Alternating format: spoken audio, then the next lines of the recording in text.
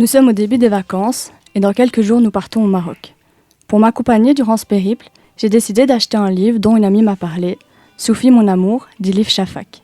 Je voulais faire de ce voyage un voyage spirituel. J'étais en plein questionnement religieux et j'avais besoin de réponses. Je suis née musulmane, ou plus précisément à ma naissance, mon entourage proche a fait de cette religion mienne. Je l'ai suivie comme ma famille l'a suivie. Au fur et à mesure que je grandissais, je prenais conscience de quelque chose lié aux règles que j'appliquais sans vraiment les questionner. Et j'avais du mal avec cette idée. J'avais du mal à me dire que ma croyance, celle qui rythme ma vie, était un peu comme un trait biologique que j'aurais hérité et sur lequel je n'ai aucune emprise. D'où le début d'une remise en question sur ce qui m'a en partie construite.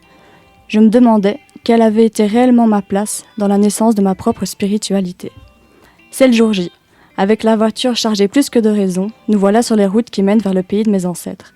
Après quelques heures, j'ouvre le bouquin, je lis la première page et je suis emportée. Je lis avec passion l'histoire vraie de Shams de Tabriz et Jalal al-Din Rumi au 8e siècle en Iran. L'un est mystique soufi, l'autre est poète, Ulayma, donc homme de religion en arabe, écrivain et philosophe. Leur rencontre prédestinée va bouleverser leur être. Transcendés par le soufisme, ils vont vivre une histoire d'amitié et d'amour forte et indescriptible. Lorsque je ferme le livre, mes questionnements ont trouvé leur réponse. Je veux devenir soufi. Le soufisme est une branche plus spirituelle de l'islam. Sa philosophie se résume en un mot, l'amour. L'amour que Dieu nous porte, l'amour que nous portons à Dieu, l'amour que relie l'homme à l'homme, l'homme au monde, l'homme à l'humanité. Dans cette idéologie, il faut apprendre à se décharger du poids des règles, du poids de la culpabilité religieuse, remettre en question ce qui est interdit et ou autorisé, trouver un réel sens aux principes que nous adoptons, et se défaire de l'image d'un Dieu, punisseur, maître absolu de nos vies. Tout cela afin de faire éclore une foi sincère et voulue. La bienveillance, la chaleur, la douceur se dégagent de ce courant dont je suis tombée amoureuse. Il correspondait à qui j'étais. Cet islam est universel parce qu'à travers la religion, il fait exister l'autre, peu importe sa croyance. Il y a plus de 1000 ans, des personnes avaient un regard qui allait au-delà de ce qui est perceptible. Apprenons d'eux.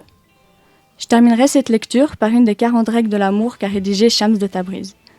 Une vie sans amour ne compte pas. Ne vous demandez pas quel genre d'amour vous devriez chercher.